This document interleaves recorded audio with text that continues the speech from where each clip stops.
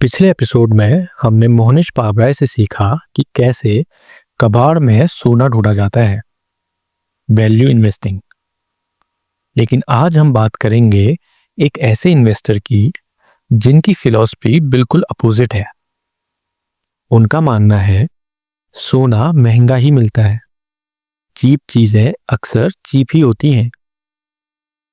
वो इंडिया के सबसे वोकल और आर्टिकुलेट इन्वेस्टर्स में एक है। उन्होंने इंडियन स्टॉक मार्केट में एक नया टर्म पॉपुलर किया, कॉफी कैन इन्वेस्टिंग। उनका नाम है सौरभ मुखर्जी। वो मानते हैं कि इन्वेस्टिंग एक्साइटिंग नहीं बल्कि बोरिंग होनी चाहिए, इतनी बोरिंग कि आप शेयर खरीद कर भूल जाएं। आज हम डिकोड करेंगे उनका वो फॉर्मूला जो कहता है buy clean companies and then do absolutely nothing. Saurabh Mukherjee की शुरुआत इंडिया में नहीं बल्कि लंदन में हुई थी। उन्होंने लंदन स्कूल ऑफ इकोनॉमिक्स से पढ़ाई की और कई सालों तक यूके में फाइनेंशियल सेक्टर में काम किया। जब वो 2010 के आसपास इंडिया वापस आए और एम्बिट कैपिटल ज्वाइन किया, उन्होंने देखा कि इंडियन स्टॉक मार्केट में गंदगी बहुत है, कॉर्पोरेट फ्रॉड्स, गलत अकाउंटिंग और प्रमोटर्स जो कंपनी का पैसा चुरा रहे थे। यहां उन्होंने अपनी पहली बड़ी स्ट्रेटेजी डेवलप की, फॉरेंसिक अकाउंटिंग। मतलब सिर्फ प्रॉफिट मत देखो, ये देखो कि प्रॉफिट असली है या नकली। इसी दौरान उन्होंने रॉबर्ट कर्बी का कॉफी कैन कॉन्सेप्ट पढ़ा। पुराने जमाने में अमेरिका में लोग अपना कीमती सामान और कैश एक कॉफी कैन यानी एक डब्बे में डालकर गद्दे यानी मैट्रेस के नीचे रख देते थे और सालों तक नहीं खोलते थे।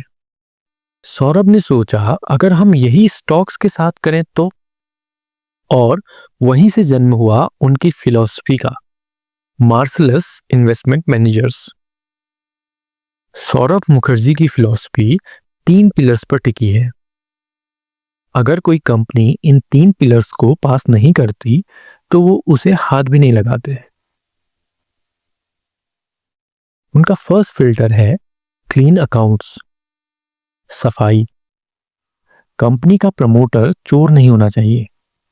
अगर अकाउंटिंग में गड़बड़ है तो चाहे प्रॉफिट कितना भी हो, सौरभ के लिए वो कंपनी अनइन्वेस्टेबल है। सेकंड फिल्टर, कॉम्पिटिटिव एडवांटेज, मोट। क्या कंपनी के पास कोई ऐसी मोट है जो कंपटीटर्स के पास नहीं है? जैसे एशियन पेंट्स, उनका डिस्ट्रीब्यूशन नेटवर्क इतना स्ट्रांग है कि कोई नई कंपनी आकर उन्हें हिला नहीं सकती। इसे वो मोनोपोलीज कहते हैं। Third filter, capital allocation. Company जो पैसा कमा रही है उसे वापस बिजनेस में कैसे लगा रही है। और सबसे इंपॉर्टेंट स्टेप, लेथार्जी, आलस। सौरभ गर्व से कहते हैं कि वो अपने पोर्टफोलियो को चर्न नहीं करते। एक बार शेयर ले लिया तो 10 साल तक बेचने का सोचना भी पाप है। लोग कहते हैं buy low sell high, Saurabh कहते हैं buy great and never sell. चलिए देखते हैं उनके फेवरेट स्टॉक्स जिन्हें वो किंग्स ऑफ कैपिटल कहते हैं। पहला, Asian paints and Pidilite, the classics. ये कंपनी सस्ती नहीं मिलती, इनका पी रेशियो हमेशा हाई रहता है। क्रिटिक्स कहते हैं ये बहुत एक्सपेंसिव है, लेकिन सौरभ का लॉजिक है फरारी का दाम मारुति के बराबर कभी नहीं होगा। ये कंपनीज पिछले 20 साल से हर साल 20 से 25% कंपाउंड कर रही है।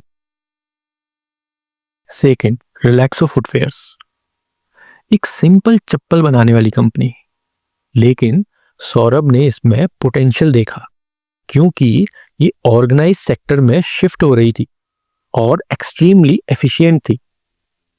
इसने मैसिव रिटर्न्स दिए हैं, लेकिन उनका असली टैलेंट क्या खरीदना है इसमें नहीं, बल्कि क्या नहीं खरीदना है इसमें है। उन्होंने दीवान हाउसिंग, DHFL और इंडिया बुल्स जैसे स्टॉक्स में कभी इन्वेस्ट नहीं किया जब पूरी मार्केट उनके पीछे भाग रही थी। क्यों? क्योंकि उनके फॉरेंसिक फिल्टर्स ने अकाउंटिंग रेड फ्लैग्स पहले ही पकड़ लिए थे। अपना पैसा डूबने से बचा लेना भी एक रिटर्न ही है।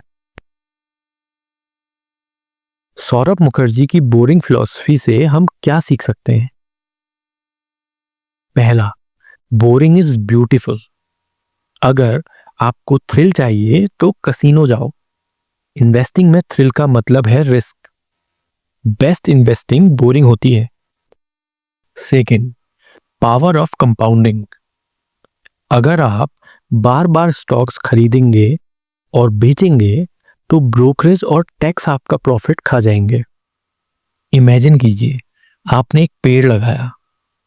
अगर आप रोज उसे उखाड़ कर देखोगे कि जड़ कितनी बड़ी हुई, तो पेड़ मर जाएगा। स्टॉक्स के साथ भी यही होता है। Third, quality over price. एक एवरेज कंपनी को चीप प्राइस पे लेने से बेहतर है एक ग्रेट कंपनी को फेयर प्राइस पे लेना, क्योंकि क्वालिटी कंपनीज टाइम के साथ महंगी लगना बंद हो जाती हैं। सौरभ मुखर्जी की कहानी हमें सिखाती है कि मार्केट में जीतने के लिए सबसे तेज दिमाग नहीं, बल्कि सबसे ज्यादा पेशेंस चाहिए। मोहनीश पाबराय जहां अंडर वैल्यूड कंपनीज ढूंढते हैं, सौरभ मुखर्जी ओवर वैल्यूड लगने वाली क्वालिटी कंपनीज पर ट्रस्ट करते हैं। दोनों तरीके सही हैं, बस आपको चूज करना है कि आपकी पर्सनैलिटी को क्या सूट करता है। इन्वेस्टिंग का वर्ड कंफ्यूजिंग लगता है। Balance sheets, ratios, DCF, compounding, इतना सब कुछ कहां से सीखें? यही प्रॉब्लम सॉल्व करने के लिए हमने बनाया है इंट्रिंसिक IQ, एक AI पावर्ड स्टॉक स्क्रीनर और लर्निंग प्लेटफॉर्म खास रिटेल इन्वेस्टर्स और वर्किंग प्रोफेशनल्स के लिए। यहाँ आपको मिलेंगे simple explainers of tough investing concepts, बिल्कुल beginner friendly, AI generated stock summaries and detail reports और वैल्यूएशन मॉडल्स जैसे DCF, DDM, Graham, personalized dashboard जहां आप अपना पोर्टफोलियो ट्रैक कर सकते हैं। रिमेंबर, स्टॉक मार्केट में पेशेंस और सही टूल्स ही बनाते हैं वेल्थ। विजिट intrinsiciq.in टुडे और बनाइए अपना इन्वेस्टिंग एज। इस सीरीज के अगले एपिसोड में हम मिलेंगे इंडियन स्टॉक मार्केट के बिग बुल से, वो इंसान जिसने 5,000 रुपए से शुरू करके हजारों करोड़ का एम्पायर बनाया। वो ट्रेडर भी थे और इन्वेस्टर भी। आप गैस कर सकते हैं उनका नाम? एक हिंट है, the king of Dalal street. Comment कीजिए, लाइक कीजिए और सब्सक्राइब कीजिए। मिलते हैं अगले एपिसोड में। धन्यवाद।